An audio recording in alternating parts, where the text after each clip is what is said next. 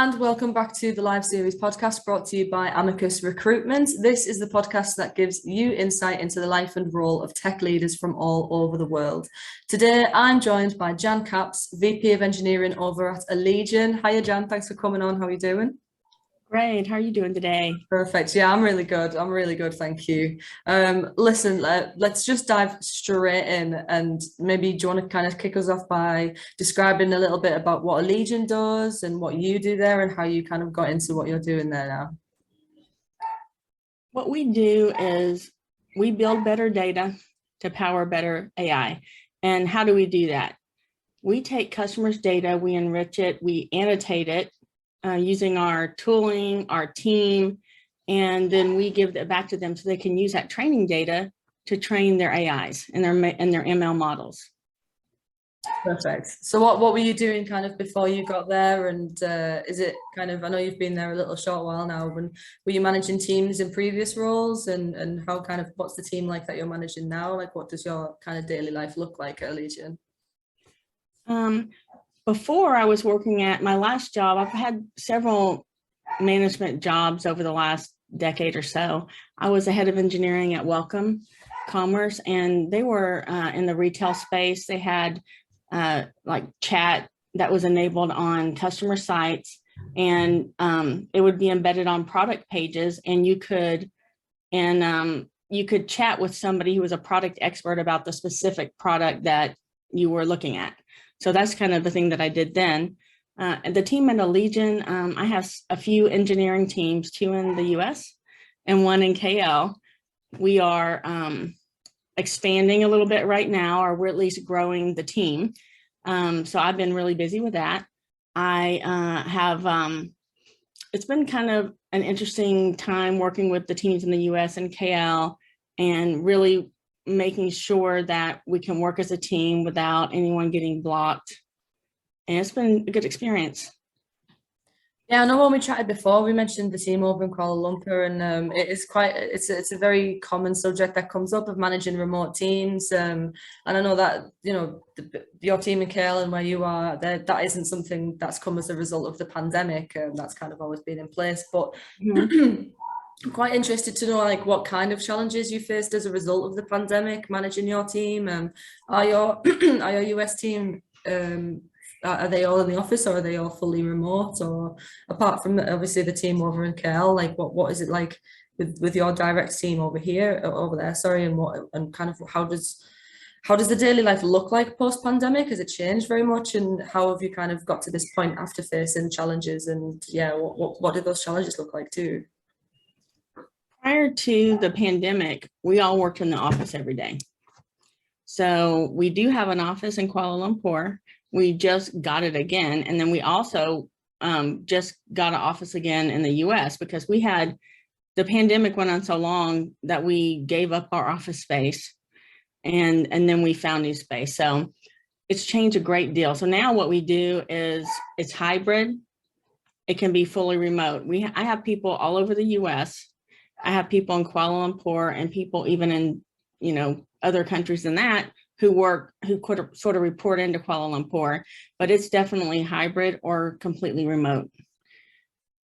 And actually, I feel like we really don't have, I'm glad of that, because I take advantage of that. You can get a lot more focus time. You know, you miss some of the connection though. So that's been the main challenge. You know, right now, there's been a lot of things going on, a lot of people quitting, you know, deciding to do something else for a living, deciding to move closer to family. And that's been incredibly challenging. And really, it isn't an option to try to get people into the office full time. It really isn't. People want to work differently. So I support that, and I also take advantage of it. Yeah, I think that's is there much of a time difference between the two countries? Yeah, there's no overlap whatsoever. All right, okay, that's convenient, to be fair then, isn't it? Because I did always wonder how teams possibly manage with such a big time difference, but I guess it is really difficult. There's no overlap, so it's about 12 or 13 hours depending on what time of the year it is. And what we do is I have a director of engineering, outstanding, that is over there, and she leads the team. We do have overlap with the team where we will meet either early or late. So it's early in our day, so 8 in the morning or something like that, or it might be 9 at night for our time, and then early in the morning for them. And that way, and then we limit our meetings to Tuesdays and Thursdays, so people aren't doing that every night. And then a lot of times if we have a standing meeting, we'll do a early morning and then a late, early, late. And that way it just mixes it up a little bit.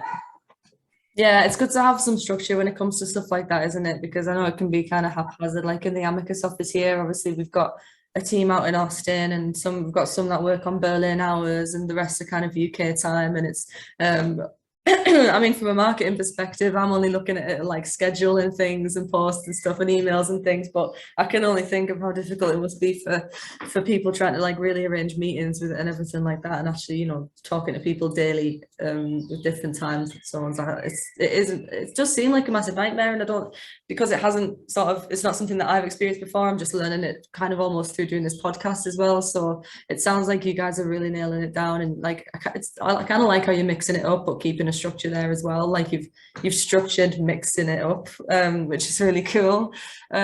Just going back to the pandemic a little bit, what I know when we spoke before, it sounds like you've got like a really cool natural like individual managerial style, like in terms of your managing of like directly of individuals within your team.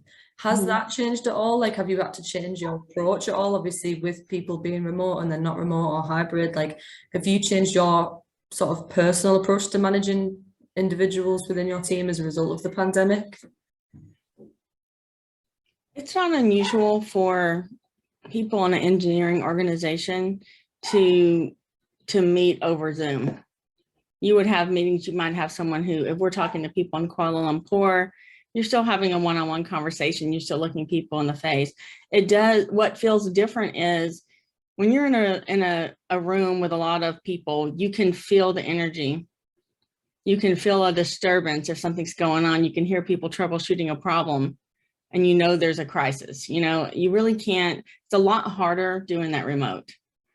I talk to my people face to face. I haven't really changed my style. I like to talk to people straight. I don't, you know, come up with nice, pretty managerial, you know, terms like an executive type. You know, I mean, I just talk to people and treat them the same way I always have, to try to build a trust with them, because I feel people do feel like they can talk to me and tell me what is going on, whether it's in their personal life or it's in their work life, or if they're challenged. Yet, even so, I feel like you still miss things, because I just had one of my employees, Dario, come into town to meet the team this week. I had never met him. He works in New Jersey. And, you know, I've been out almost every night this week though. We've been going out every night, going to play games, going to, you know, board games, or going to a comedy show last night. Nice. And, you know, it's been really great to see him. But the thing is, he didn't even know or have any interaction with the other team that's in Austin. Right. So he just met some of those people really in person. And it was really great to spend some face-to-face time. So we are starting to, you know, people can can fly into Austin and meet the team. We had a big event and maybe it was a month ago, where we all went out on a boat and just hung out and met each other. Because there were several people I had never met. I want to come to Austin and hang out on a boat. That sounds good.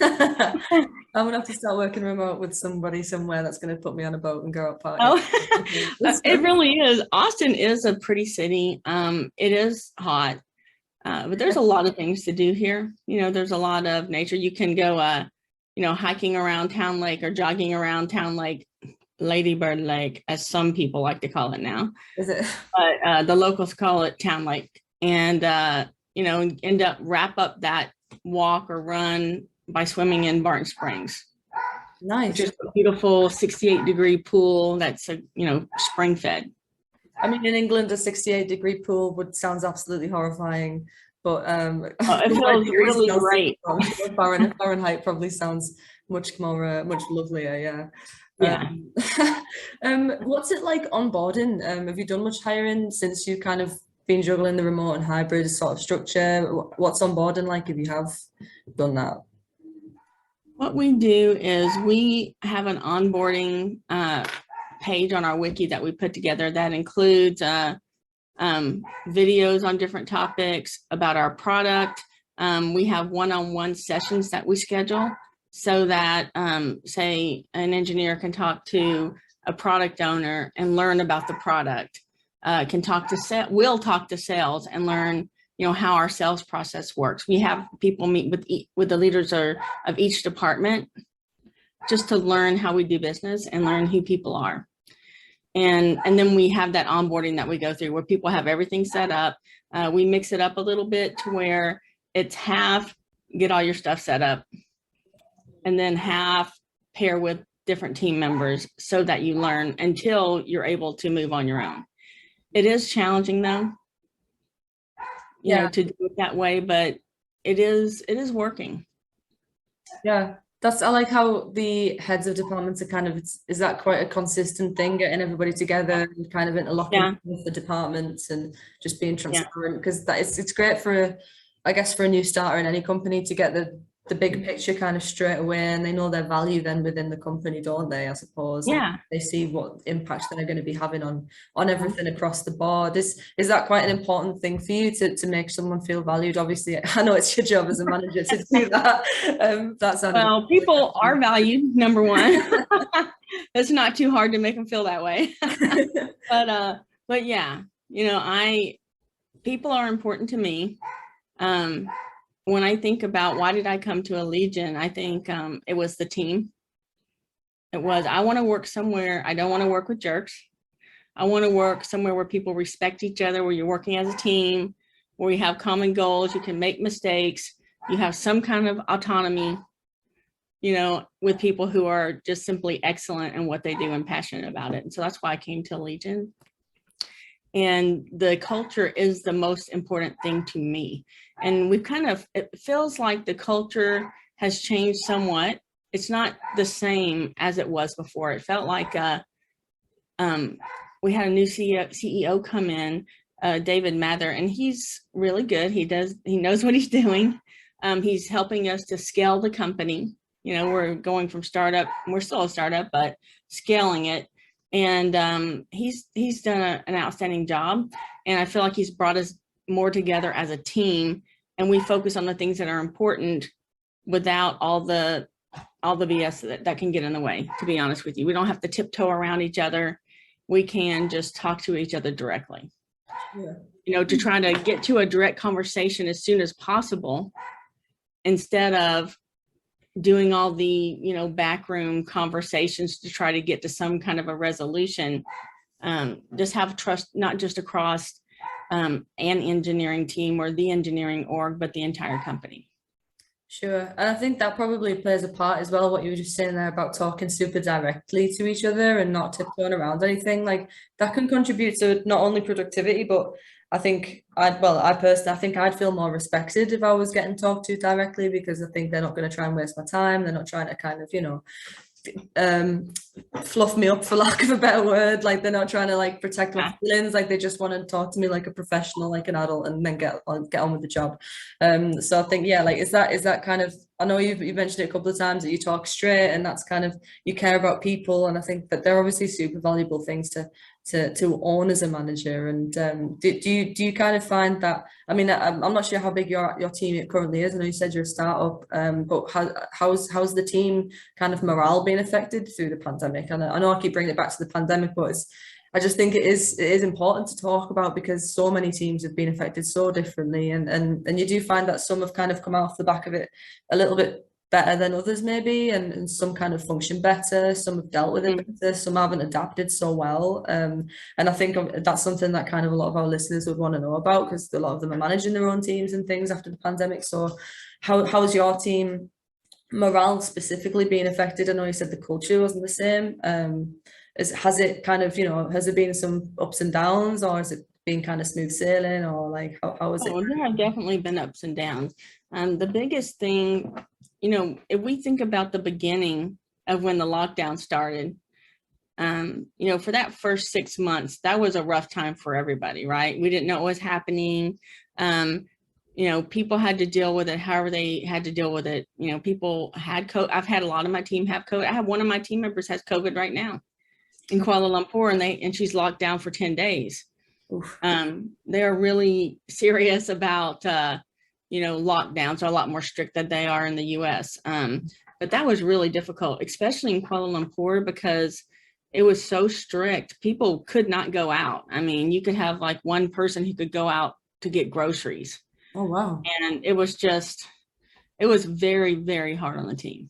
Yeah, I bet. You have people that come to Kuala Lumpur kind of as a jumping off place. Maybe they'll go to somewhere else in the world, you know, and you find them away from home, and it's very hard, very difficult. So we found a lot of challenges there. We had a lot of turnover on that team. In general, we've seen a lot of turnover, which is something I have not seen in my career of my personal teams. I haven't had, and there's still a risk of that. That's been the biggest thing. And that changes the culture too, because it's the people that bring the culture.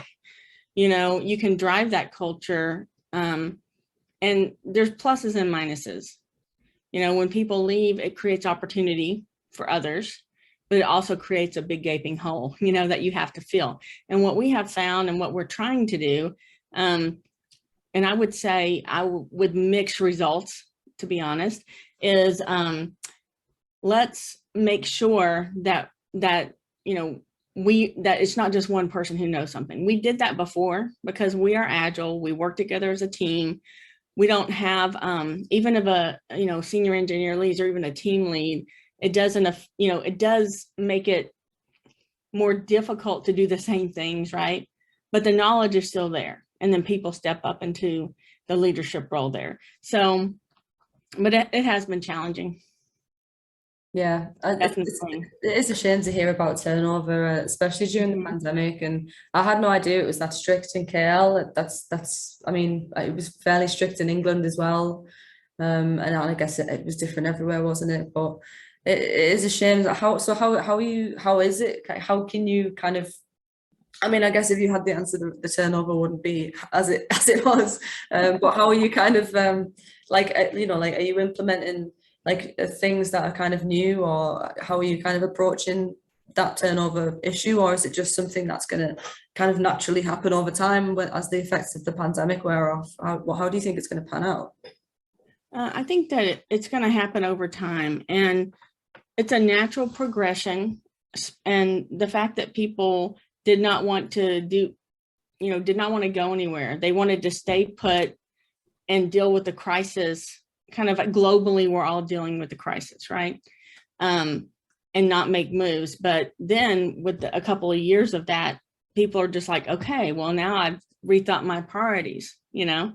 And that's a natural thing that happens that was sort of, you know, accelerated into or compressed into a small amount of time just because people were kind of on hold. It felt like there were 2 years of being on hold.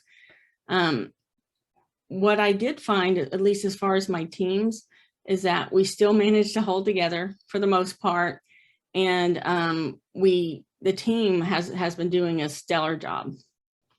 I mean, the team can be more productive as engineers working from home because they don't have, now they can, you know, go out, you know, walk their dog or, you know, at lunch or whatever it is. And those kind of things actually matter because you're giving people, you know, an hour to 2 hours, you know, of time back into their lives. And I think that that's a positive, that thing, but it does come with a cost when you're not sitting face to face with people. Sure, work-life balance is just that, isn't it? Getting a bit of your life back, but work is naturally gonna, you know, something's gonna give a little bit somewhere.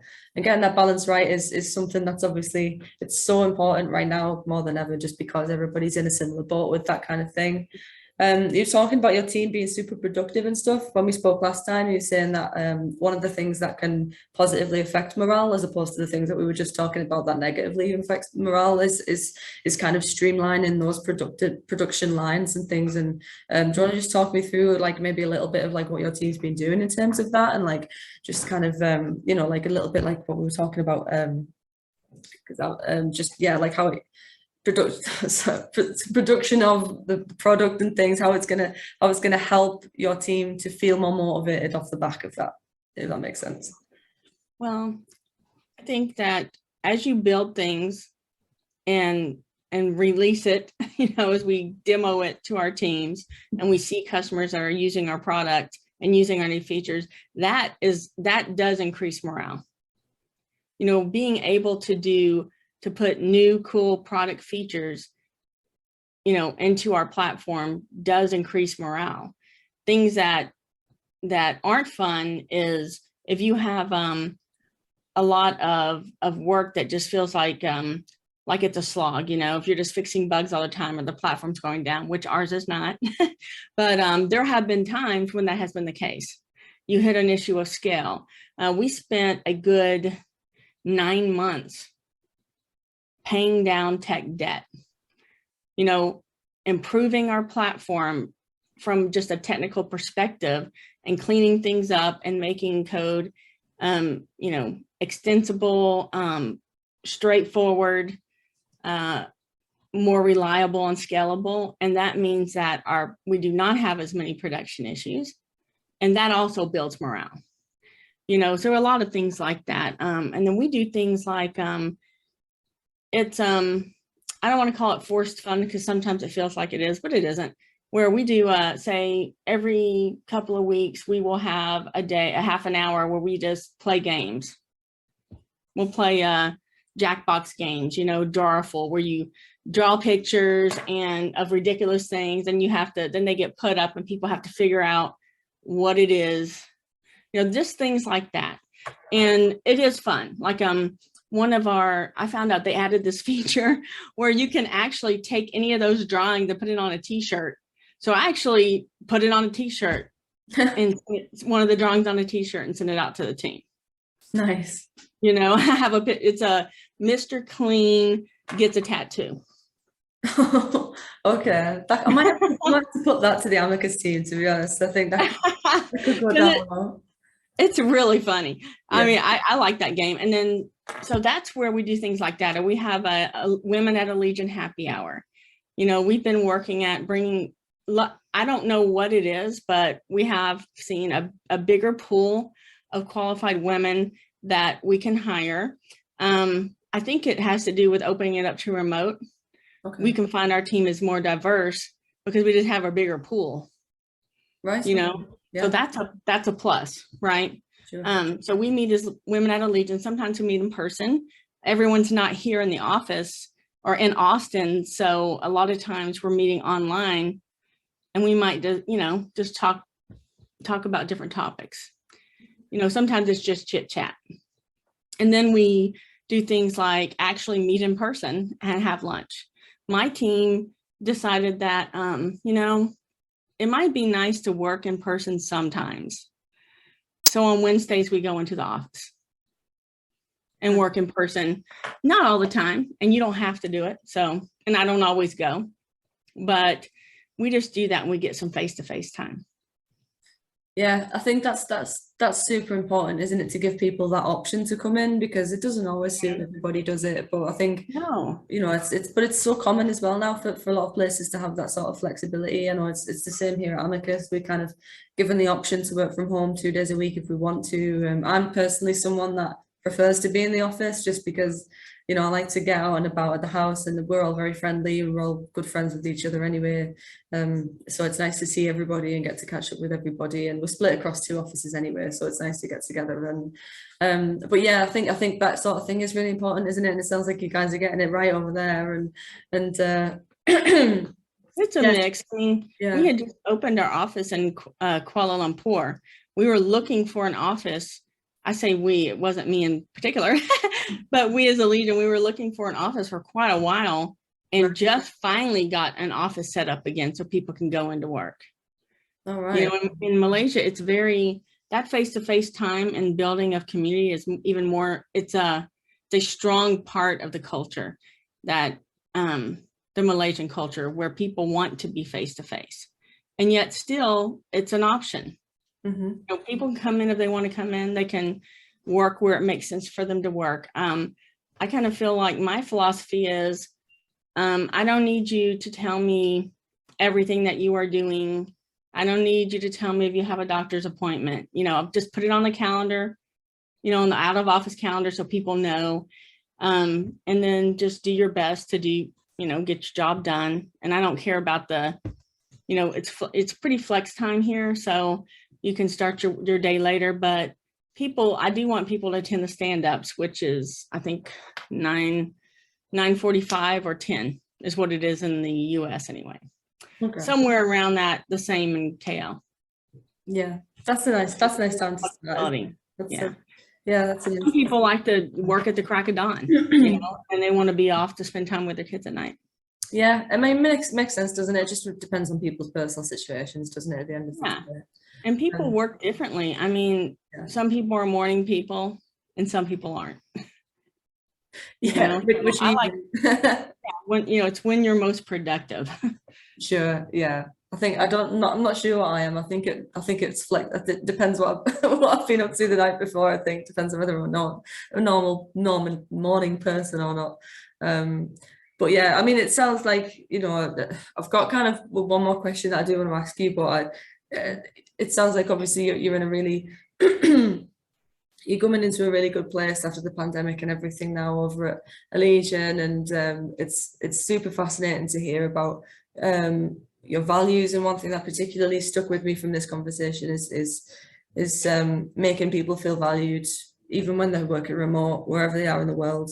And it sounds like you're managing to do that really well. So one thing that I do want to just kind of finish with is, like I said, we get a lot of people that are either looking to be where you are, excuse me, or aspiring to kind of become some sort of tech leader or just kind of ladder in tech. So I was just gonna kind of roll it off with what kind of advice you would have for somebody looking to be in a similar position to you.